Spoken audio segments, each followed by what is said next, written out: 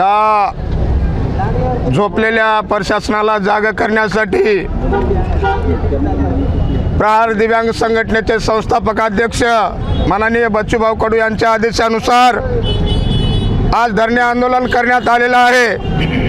दार सोडून वार करते तिला तलवार म्हणतात, दार सोडून वार करते तिला तलवार म्हणतात। या महाराष्ट्रामध्ये एकच वाघ आहे, विधवा, निराधार, दिव्यांग, शेतकरी, शेतमजूर यांचे कामे करतो त्यांना बच्चू कडू यांना प्रहार म्हणतात, यांना प्रहार म्हणतात।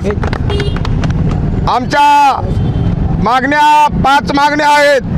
शासन निर्णयानुसार आमदार व खासदार यांच्या निधीमधून तात्काळ 5% निधी वाटप करावं यासाठी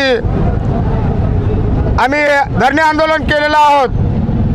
यापुढे बाकी 4 मागण्या आहेत।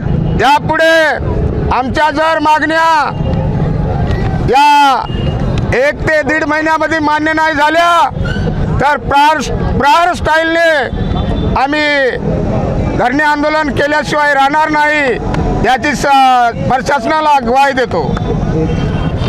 आज दिनांक 12/12/2025 रोजी दिव्यांगाच्या अनेक मागण्याच्या संदर्भामध्ये आपण कलेक्टर साहेबांना निवेदन दिलेलं होतं आणि त्या निवेदनाचे जे त्यांच्या लेवलला आहे त्यांनी पूर्तता करणार आहेत आणि बाकी जे शासन स्तरावर आहेत मागण्या ते आम्ही शासनाला कळवू असं त्यांच्याकडून एक आपल्याला लेखी पत्र मिळालेलं आहे।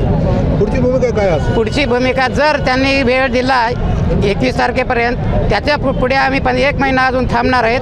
त्यानंतर जर हे मंजूर नाही झाल्या तर आम्ही पुढची भूमिका आंदोलनाच्या स्वरूपामध्ये प्रहारच्या स्टाईलमध्ये आंदोलन करणार आहे।